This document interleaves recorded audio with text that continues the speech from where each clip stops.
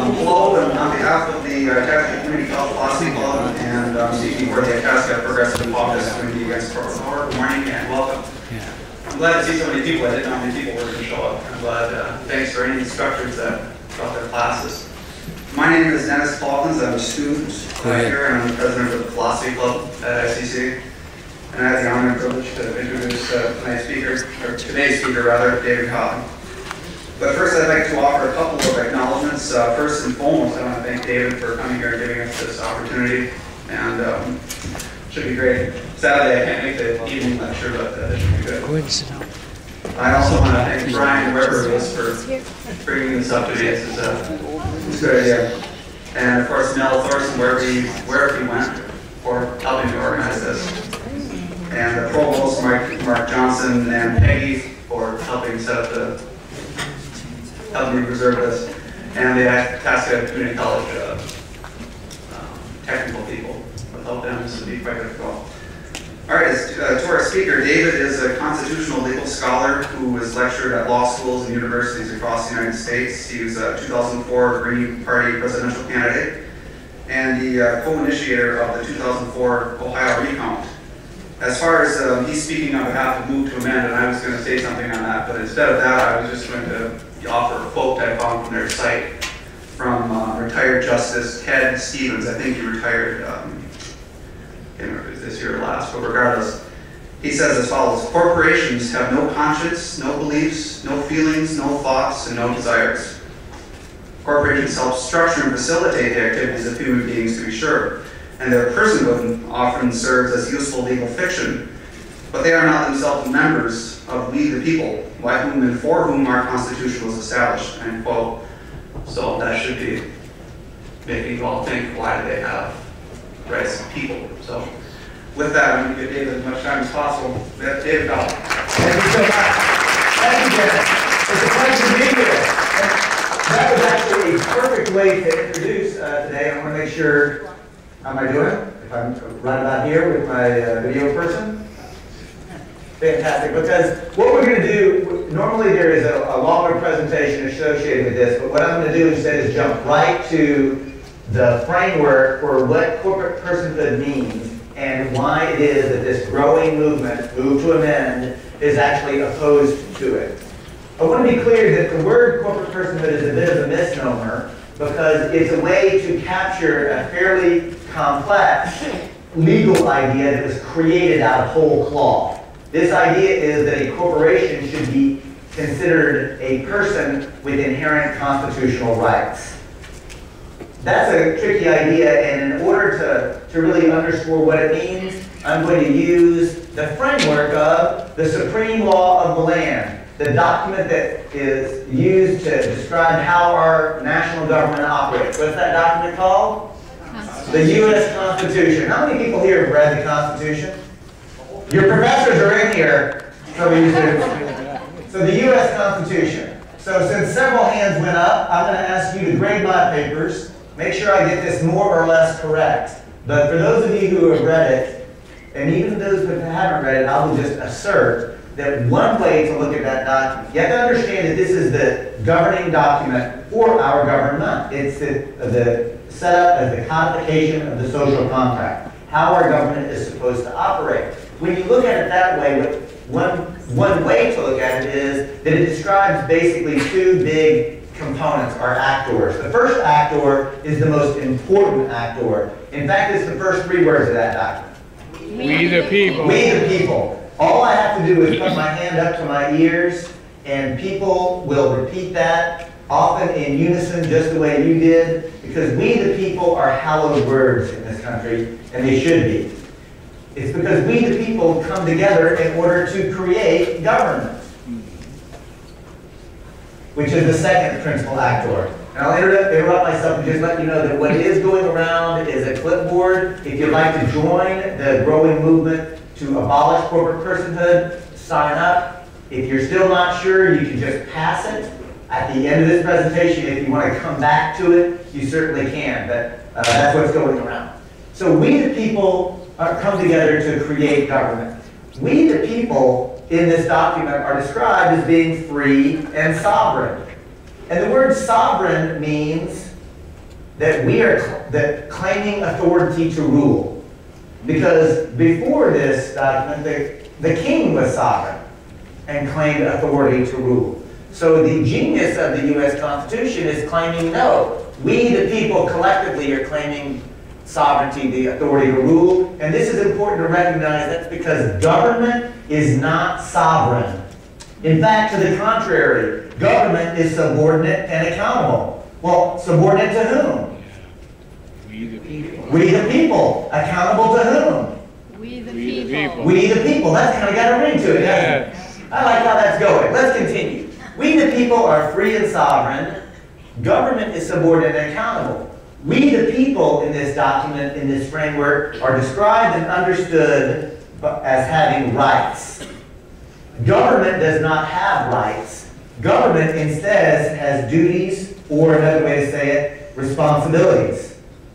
Well, where would these come from? What's the difference? It's important to understand this. If I have a right to do something, it means I can do it, and I don't need anybody's advance permission to do it.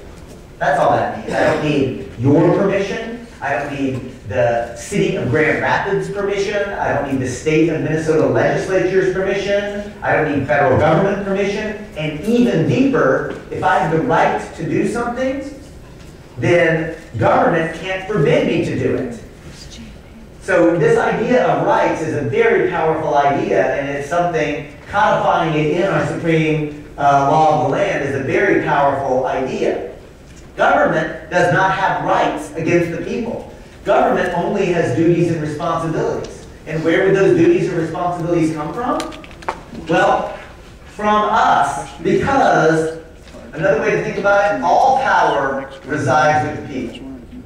In fact, power to the people was not just a Black Panther Party chant, although it was. It was also an American Revolutionary chant. It's been actually a framework or an idea that many people who were attempting to exercise sovereignty, self-determination, power to the people is a very powerful idea. And in fact, at Black Panther Party meetings, they would begin, the facilitator or the organizer would say those 4 words, power to the people, the group would say it back, and then they'd go about their business, about organizing. And I want to underscore, this is a group of people who were being subjected to systematic abuse, oppression, and repression, including even by the government and by the police, and they had the audacity to say power to the people. And because of that, I'm going to invite you. You don't have to if you don't want to, but I'm going to invite you to see what that's like. I'm going to say those 4 words and ask you to repeat them. I'll say power to the people. Power to the people. I'll do it again. Power to the people. Power to the people. One last time. Power to the people. Power to the people. This is so cool because I do this all over the place, and every time if I put my hand up, several people can't help it. Yep. I saw it up from my peripheral vision. I got a lot of them over here. The sister up here even did it before I did. And how'd that feel, by the way? Honestly, it felt good. It felt exciting, and lots of people actually just going through that process of saying power to the people can be viscerally a very empowering experience. And I think it's important for us to actually be thinking in those terms. And I do that little short exercise just so people can have the experience of thinking about that. We have the power. And as inspiring as that is, and we do have all of the power, here's a question. What is the population of Grand Rapids, Minnesota? How many people in the 8,000. 8,000 people, 8,000 or 9,000 people? So when we say all power to the people, that's a wonderful idea. But let me tell you something. I do not want to go to the meeting of 8,000 people where the decision is made about where to put the stop sign. Right. In other words, all power may be with the people. And I like to go to political meetings. I am not going to that one. All power is inherent in the people. But we, the people, will delegate a certain amount of our power to government. Well, why would we do that? In order to perform the duties and responsibilities that we have set out for them. How much power would we delegate to government? Only enough to perform the duties and the responsibilities that have been laid out for them. So the idea here is that people have individual rights that are sacrosanct. We are delegating part of our power to government in order to perform certain responsibilities and duties that we want them to do. So think about it this way. There is a social contract, and we want government to, and our elected representatives in a representative form of government, to represent us, discharging the responsibilities and duties that we want them to do. The one thing that government can never do, however, is to enact legislation that violates an individual's rights. Does that make sense to people? I look at that and I think this is actually a brilliant way to think about it. Part of a way to think about it is that in our private realm, we have absolute rights. But there's also a public realm. And another way to think about that is the brilliance of this framework is that we the people have all of the power, we have individual rights, we delegate part of our power to government in order to discharge the duties and responsibilities that we want them to do, but one thing the government can never do is actually violate the individual rights. Does this make sense to people? As sort of a broad outline? I look at this and I think, wow, this is brilliant. This is absolutely beautiful. It satisfies my civil libertarian impulses. You know, don't tread on me. I have the right to free speech. I have the right to assemble. I have the right to be secure in my possessions and in my home. But it also satisfies my communitarian impulses. My sense that I'm part of the community, that we're coming together publicly to make the kind of group decisions that we make. I look at this and I think, this is brilliant. This is beautiful. We should try that in this country. This would totally work. And I'm not even joking. This would work, and it is brilliant. And I'm going to say, we have never actually tried this framework. Notwithstanding that this is the framework that most of us were taught in civics class or in our introductory government classes, we've never actually experienced that. And to make that point, I'll now, and before I go 1 second further waxing poetic about how beautiful the Constitution is, a quick time out. Somebody tell me what year the U.S. Constitution is either drafted in a secret convention or is actually ratified and becomes the supreme law of the land. Anybody know either of those dates? 1787. Nicely done, 1787. I bet I've got either a political science or a history professor up at the front. Or you're just a lay historian. Lay historian. 1787 is the Constitutional Convention. 1789 is when the U.S. Constitution actually gets ratified. It becomes the supreme law of the land. The reason that I want to make sure to put these dates up there is so that we have a date certain so I can ask this question. In 1789, who gets to be a legal person with the ability to assert rights under this beautiful document? White men, landowning property owners. I mean, I think that this is really important to understand that as beautiful as this framework is, and it is powerfully beautiful, right? I mean, this is a brilliant way to organize society. The problem is not in this framework. The problem is in its implementation. The problem is in the definition of who is a person. Oh wait, another way to ask this question is, what percentage of the adult human beings living in the 13 colonies that then became states were actually legally persons in 1789? What percentage? 5. 10. 10? I had 5, I had 10? 20%? This gentleman is the only one sufficiently cynical because the answer, in fact, is about 5%. Literally, about 5% of the adult human beings were fully participatory in the experience. Another way to express that number, of course, is 95% of the adult human beings living in the United States of America, when it's actually founded, are actually fully participatory as fully engaged citizens. Another way to say that is that for all this beautiful concept, and it is a beautiful concept, for all this rhetoric, and I don't just mean words rhetoric, I mean truly the word rhetoric, I mean the idea of these words and what it represents, profound and beautiful, it is also a founding violence. It's a founding violence against the indigenous human beings who were already here and were subject to intentional, deliberate genocide. And that is the truth. And I think we need to say it. Yes. It is also a founding violence against those Africans who were brought at the barrel of a gun or the point of a spear and forced to build this country. Because this country was built by slave labor, and in fact, Barack Obama occupies a White House that was built by enslaved Africans, and that is the truth. and I think that we need to say it.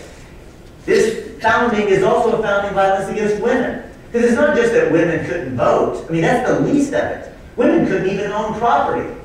Women were property by any reasonable understanding of how you would consider that word. Their entire legal relationship and existence was all dependent upon the men in their lives. Women couldn't even write contracts or bind themselves legally because it was said that they did not have the capacity to make decisions for themselves that could be legally binding. And it's also a founding violence against most of the white men, because most of the white men who were here were not sufficiently wealthy or property owning enough to be full persons under law. And that is the truth. And I say these truths not so we can wallow in guilt about it, or I as a white man can wallow in guilt about it. I say it because I believe that Nelson Mandela had an incredibly astute observation. Who is Nelson Mandela? That's right, an organizer against apartheid in South Africa, a brutal apartheid regime, a recent regime, and Mandela, suffering under those conditions, said, if we are in a situation of intense injustice and we want peaceful justice, the only way forward is through what he called a truth and reconciliation process. You have to be willing to tell the truth about the injustice, which includes telling the truth about any injustice that you may have suffered, and also be willing to tell the truth about any injustice that you either perpetuated or benefited from, and then to create a reconciliation process to actually move towards a peaceful, genuine resolution of it. So I say all these truths because I want to capture the beauty and the spirit of the promise of a democratic republic in the United States, and also acknowledge that the founding of this country was profoundly unjust. In fact, the great historian Howard Zinn said, and I'll paraphrase him, an important lens to look at U.S. history is as a series of struggles by actual human beings to be defined as persons under our law with rights that would be protected by the Constitution. That's so important, I'm going to say it one more time just to make sure that we are on the same page. A way to understand all of American history is as a series of different struggles by actual human beings to be defined as persons with rights protected by our Constitution. Because you see, folks, the Constitution doesn't create these rights. The Constitution recognizes these rights. These are also known in some political parlance, political philosophy circles, as natural law rights. They're not dependent upon the legislative process or even the constitutional process. Those rights are inherent. And the Philosophy Cobb has graciously sponsored me. So in a matter of philosophical terms, the idea of natural law and natural rights probably sounds very familiar. Dennis is shaking his head yes. So the point is that the Constitution, as profound a document as it is acknowledging a certain reality here. And so some people might say, all right, Cobb, you got a scathing indictment about the original founding of this country. But come on, women can vote. We got rid of slavery. It's all good. And I like to say, au contraire, mon frere. It's not all good. Because you see, it's now time to introduce the concept of the corporation, which is literally the most dominant institution of our society today. I mean, I want to be clear, most mom and pop corporations, most small and not just mom and pops, but most small, medium-sized corporations are absolutely important and valuable. And we at Move to Amend are not anti-corporation. But we want to situate how the corporation as an institution ought to be operating in this democratic republic that we were promised in the United States of America. And in order to do so, I'm going to ask this question. Does anybody know what it takes to form a corporation in Minnesota today? Say it louder. That's right. You sign some an application and you pay some money. $20. And as long as your I's are dotted, your T's are crossed, you've got the forms in proper form, the Secretary of State will literally issue you a charter. And that charter literally creates your corporation? And how long will your corporate charter last in Minnesota? Forever. As long as you pay your filing fees and keep your paperwork in order. And do you know what you can do with a corporation under Minnesota law today? There's a term of art, and it says all lawful purposes and anything that is legally permissible. Now some of us say, well, apparently if you've got enough money and enough influence, apparently you can do a whole lot of illegal things and get away with it. But the point I'm making is that this institution known as the corporation is actually incredibly easy to create now. And most of us, I will argue, that there are fewer and fewer restrictions on the corporation today. And I put that into context for you to now show you what it was like in 1789 to create a corporation in these United States. And by the way, these restrictions were in effect for 75, almost somewhere between 75 and 100 years in every single state. First, you had to get a bill introduced in the lower house of a state government, and that bill had to pass by a majority, and then that bill had to go to the upper house of your state senate, and it had to pass by a majority, and then the governor had to be willing to sign it. That process that I just described, what would we call that today? What process is that? Law. It's a law. It's how we write laws now. Has anybody besides me tried to actually lobby to get a law passed in any states? Am I the only one? There's one hand that goes up. There's another hand, a couple other hands. So here's the question. How hard is that? It's real hard, right? I mean, getting a law passed is a very complex and difficult process. And I'm underscoring that just the mechanics of getting the privilege, not the right, but the privilege of limited liability and getting incorporated in this country was once a very high threshold. And it's not just the mechanics that were difficult. As you applied for that privilege, you had to prove that there was an existing public need that was not being met by either private business as it currently operated or by governmental action. And if you were ever found to be doing anything other than that very specific need that you had identified and that you had been allowed the privilege of limited liability to do, you know what happened? Your corporate charter was revoked. Oh, and by the way, how long did that corporate charter last? Typically 5-7 years, at which point it automatically dissolved. And if you wanted to continue to have the privilege of limited liability to do that process, that public process, you had to do it all over again. Oh, and by the way, if you were ever found to be acting outside the public interest, even during that limited time period, and even if you were actually doing the specific thing you said you would do, if your actions caused harm to the body politic or to the public interest, do you know what happened to your corporate charter? It was revoked. Corporate charters were routinely revoked for the first 75 years in this country.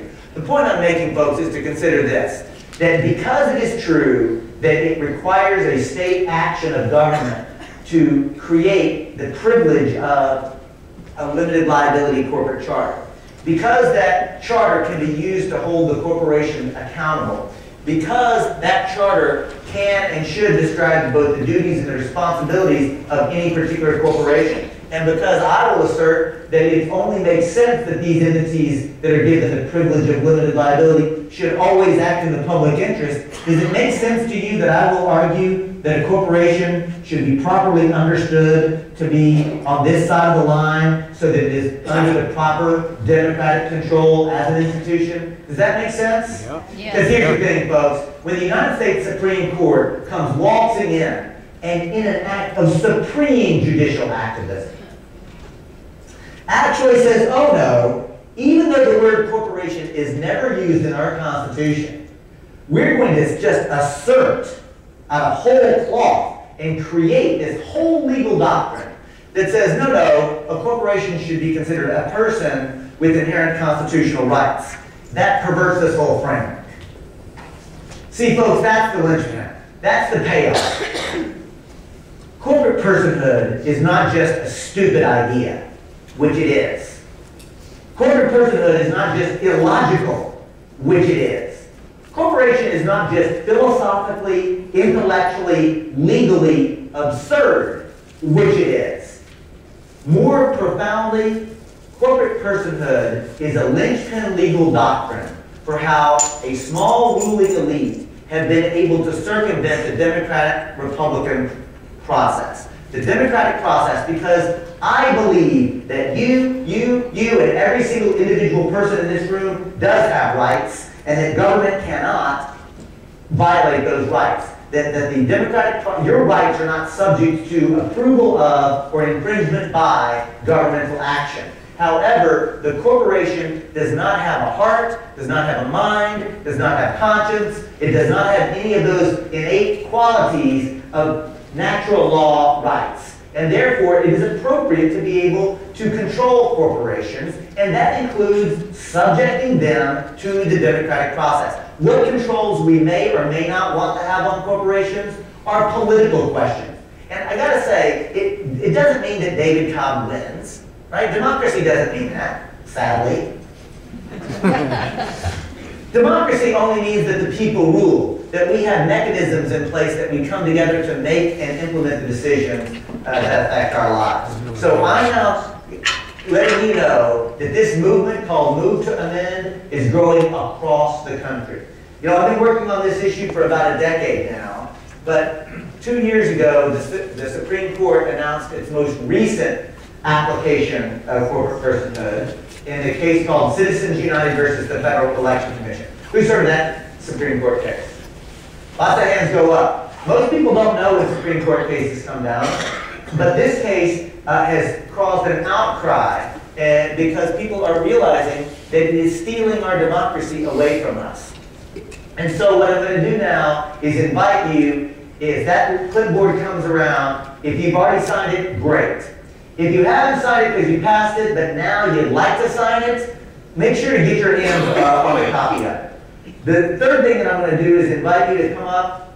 There's a local group working on this particular issue here in Grand Rapids. They have a really impressive newsletter called Common Sense 2. Common Sense, of course, is a remembrance of and a play on a famous pamphlet written by who? Thomas Paine, that actually helped launch the American Revolution. So I'm going to ask you, if you're interested in this at the end of our discussion that will open up, to please come and get that. They also have a brochure. The last thing I want to do is invite you to a public presentation that I'm doing tonight. I did a very shortened version of this. There's a longer one tonight if you're interested in some of the other context for it. That will be where, Mel? Right here. Oh, right here. In this room. Oh, how about that? All right. So I'll be able to find it at 7 o'clock. But now I think that I've given us time for discussion, right? So we've got about, people are going to be leaving in about 10 minutes, right? Yeah, so if you want to make a comment or ask a question, I've got the professor here. Yes. Excuse me, I got a microphone, Brian, I'd like to pass around so people can... I can talk pretty loud. Well, for recording purposes. So, and let's do this. If anybody else would like to make a comment or ask a question, I think I see Daniel. But yes? I'd like to make a comment or ask a question. That's number 2. Anybody else? That would be number 3. Just 3? Well, we'll see where this conversation goes. Number 1. Well, I just think it's very important, since a lot of people here have not heard of Citizens United and what it does. Could you give us, a few specifics so that people have a context and an understanding of the room? Okay, so Citizens United was a case that was brought in opposition to a campaign finance law known as McCain-Feingold.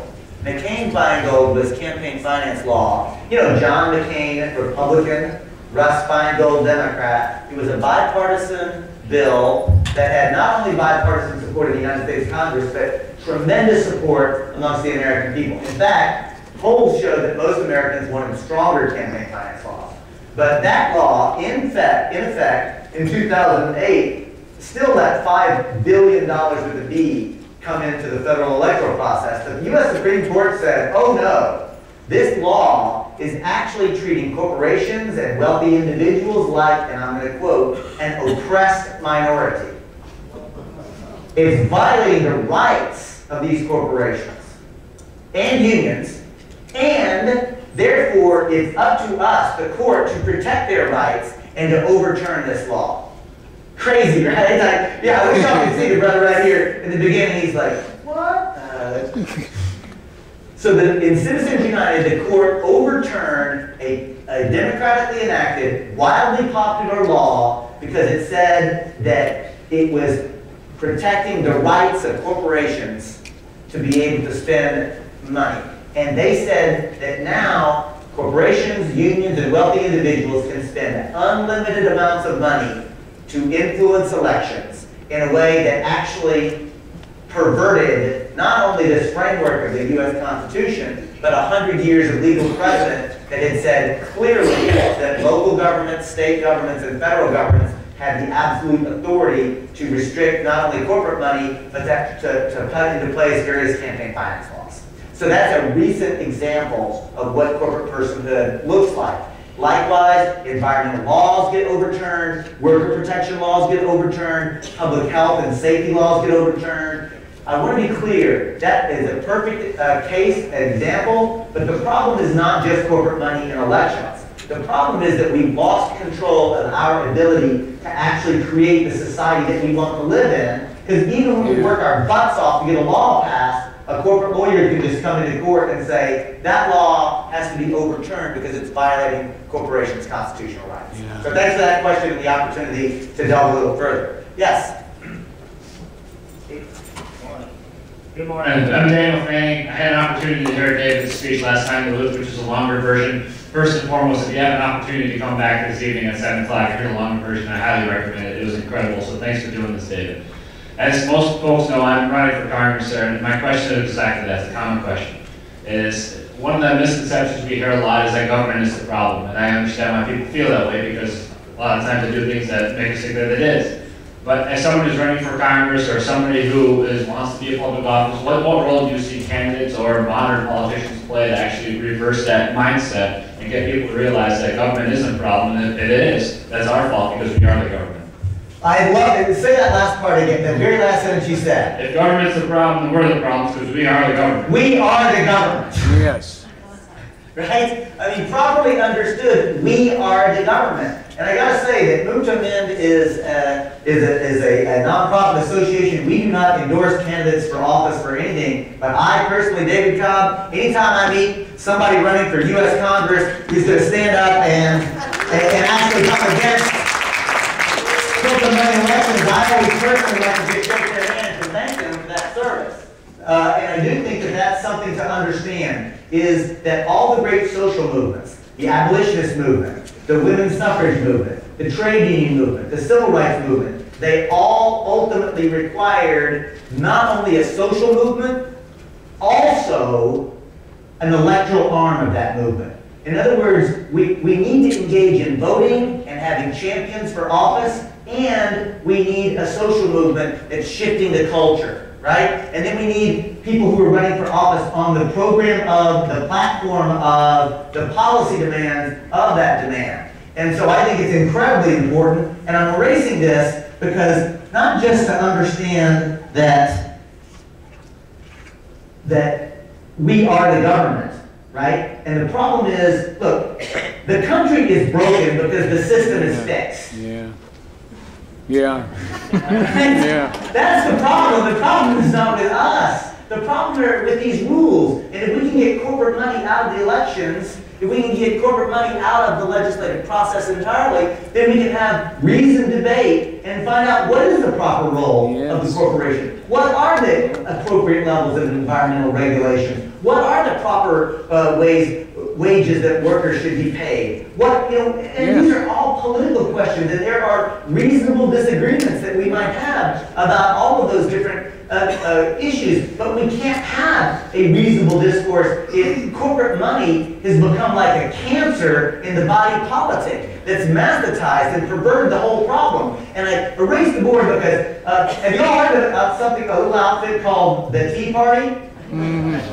So I would tell you that in Venn diagram form, the Tea Party says this: government is the problem.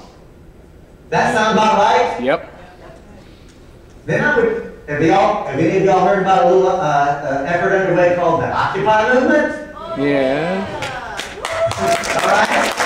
Seems like unless there are more participants in the Occupy movement in this room, I can also tell you that polling data says that the Occupy movement actually has a much broader and deeper support with most of the American people as well. But the Occupy movement says the problem is corporate control, the corporate takeover of our society, right? So corporate takeover of society.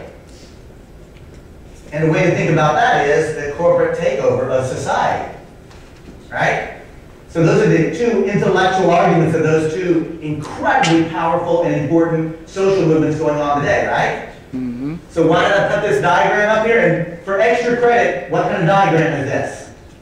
Venn diagram. It's a Venn diagram. And I do it so I point out to you this incredibly powerful intellectual overlap. And a way that we might utilize the concept of the Venn diagram is to acknowledge that really what unites both the Tea Party movement and the Occupy movement is that corporations have taken over our government, and that's actually the problem.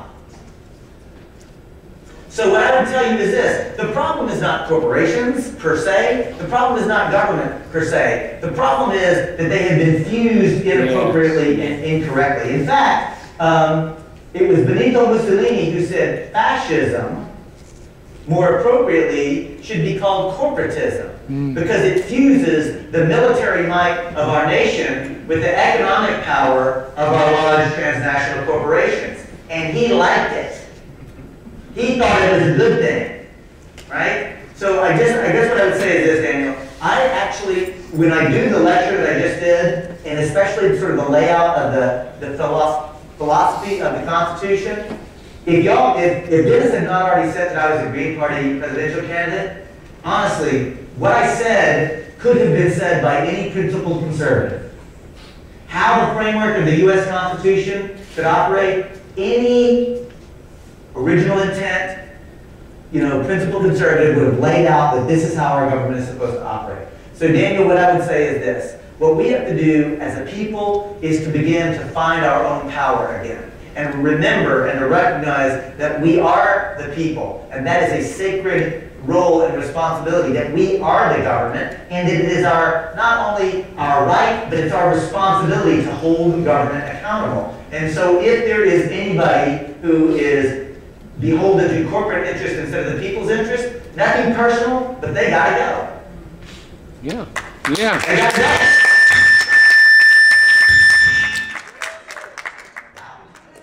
So sorry. They gotta go. Number 3. Did I have a 3? I did. Just a point of clarification for myself and maybe some of the students. Would you like to get rid of the corporate structure completely or limit it? Thank you for that question. Absolutely. Here, I'm going to actually try this because it's a small one. How am I doing? In the very back. Can you hear me comfortably? Let's just do that. What I would say is this. The way you framed the question is very important. I don't think I need it. The way that you framed the question is perfect. I support the idea of the corporate form. And if you listen to, and those of you who have heard my longer presentation where I have more time to go into it, I support the idea of the corporation as a way to accumulate resources, material, effort in order to do certain public duties and things. I think there's an incredibly, not only role for the corporation, but a need for corporations in modern society. So I absolutely would not say abolish the idea of the corporation. I wouldn't even say abolish the idea of limited liability. That's actually an incredibly important philosophical legal doctrine that I support as well. All I'm saying is that as this entity comes together, which is mostly capital and some sweat equity and so forth, that new entity does not have inherent inalienable constitutional right. That entity has not become like some sort of sentient being that then we have to concern ourselves with its right to speak and its right to be secure, and it's those rights don't make any sense. And I'm going to say it to go one step further. That arrangement, that organization, which is so important, the rights that that entity might have are legal rights. They are statutory rights. We might say they have certain rights through the democratic process, but those rights are not are subject to the political process. Does that make sense? Yeah. Did you have a follow-up? No, I think that's fine. Great. I think that was it. So we go here. So let's go this. 1, 2. Oh, I'm sorry. 3. Thank you. Yes, sir. One of the more insidious aspects of Citizens United seems to be. Could you hold on a second? You need to get this. I'm hearing, was it cubits?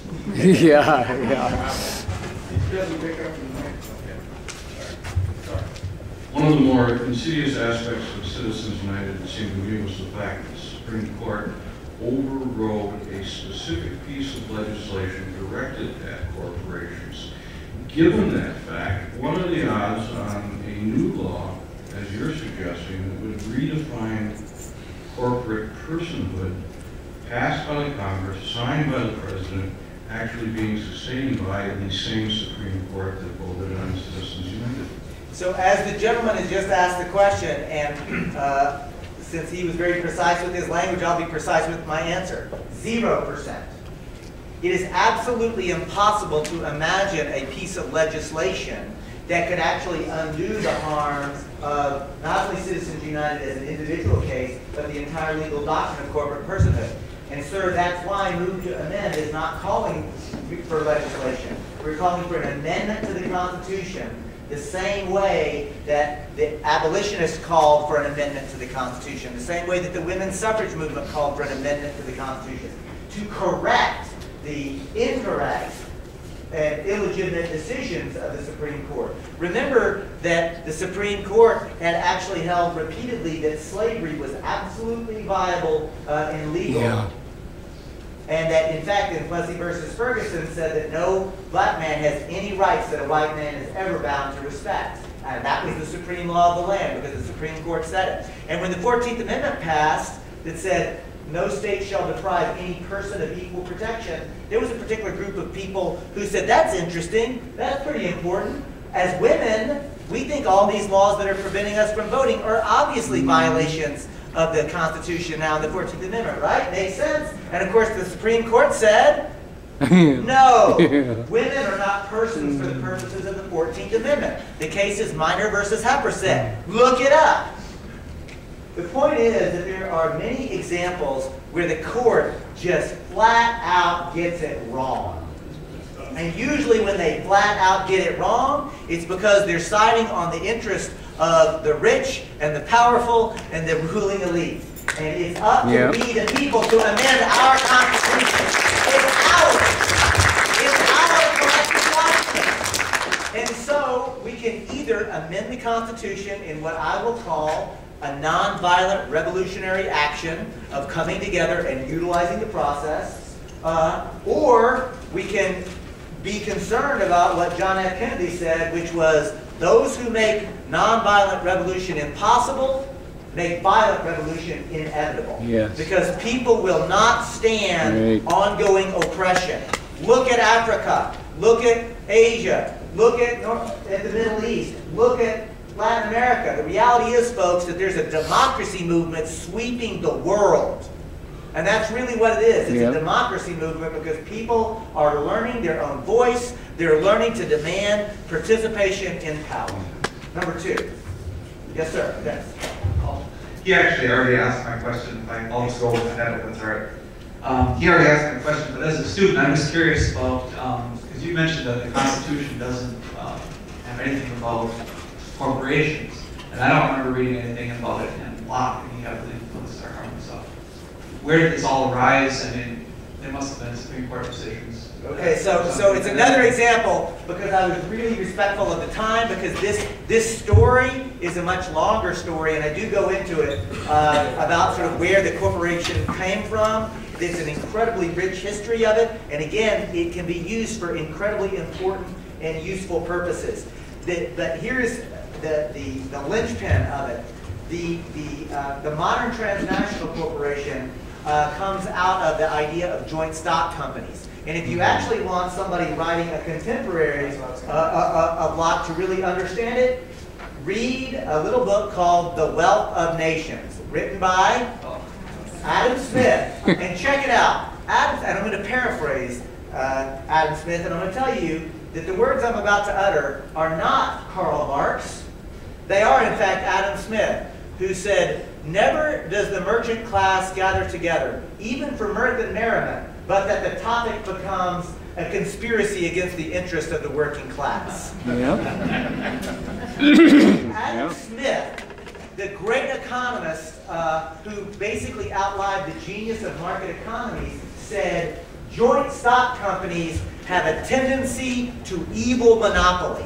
And it is government's responsibility, nay, its sacred duty, to appropriately regulate these forms to ensure that the invisible hand of the market operates.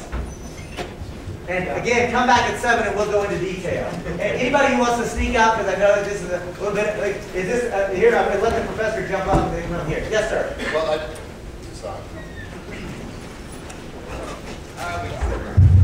I just like to share what I tell my students sometimes. It's really about power. And in the 18th century, founding fathers decided arbitrary political power is a bad thing.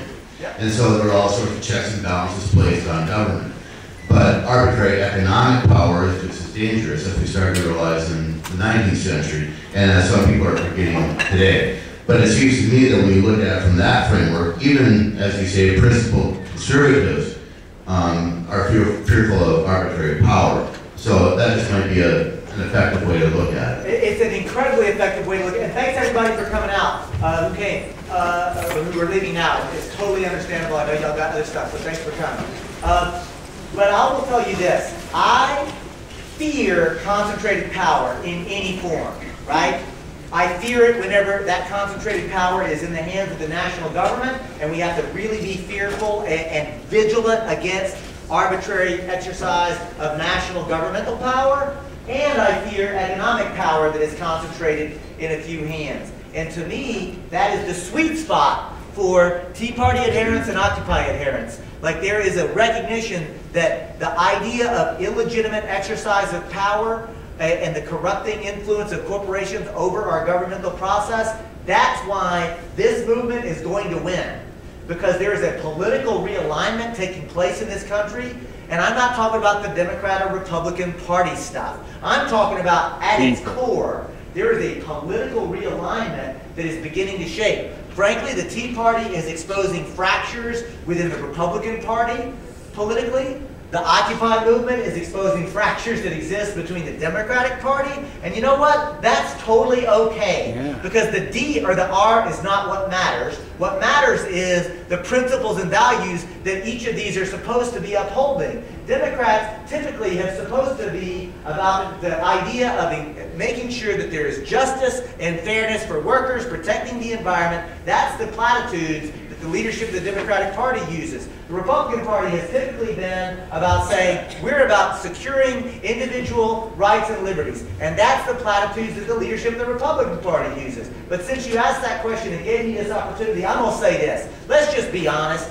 Principled liberals and progressives have been lied to and sold out by the leadership of most of the Democratic Party. That's just the truth.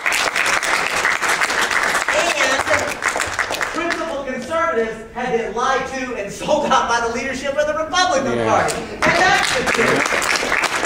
And so what is starting to take place now is bubbling up what I can only call a grassroots rebellion, right? That is going to, and we don't know exactly how it shakes out, but I can tell you this, we're going to be living in a different world politically and economically in the next 10 to 15 years. I can just about guarantee that. Yes, sir. I'd just like to confirm what you're saying and tell people how important it is for you to find out about corporations, whether it's the medical system, the drug system, the military system, the judge system. Everything is controlled by corporations, and they have teams of lawyers out there changing our laws so that any restriction on corporations are taken away. And those things really do involve our own economic health, our own political health.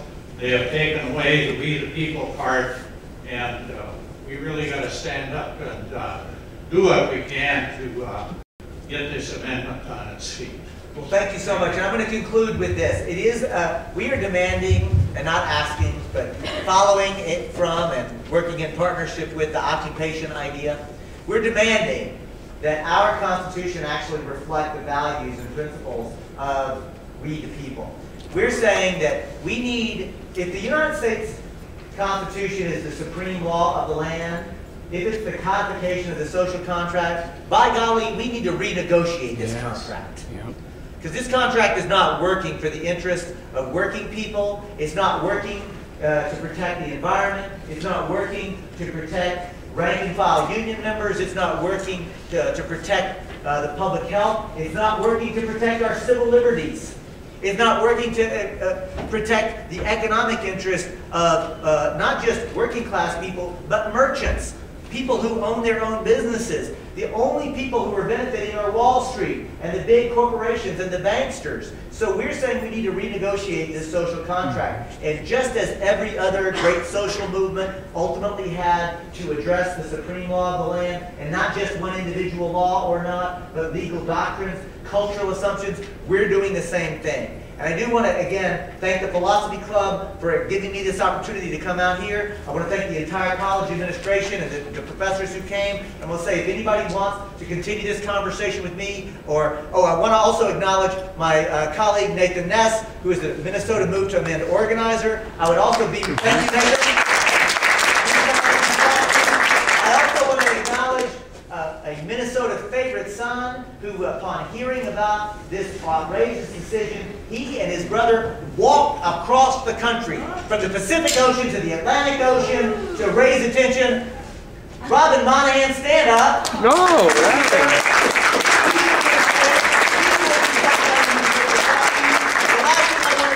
Those of you who are organizing in Grand Rapids, a Grand Rapids Move to Amend affiliate, please stand up so that people can see who you are. Stand up if you, these folks, look around. Let's give them a round of applause. And I want to say,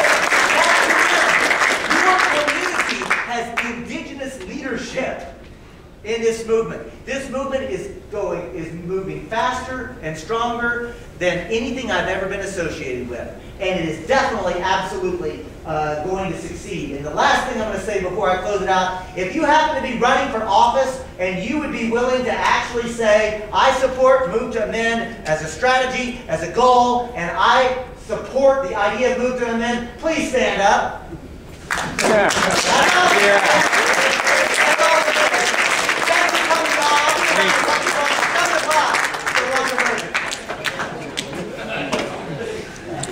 Wow.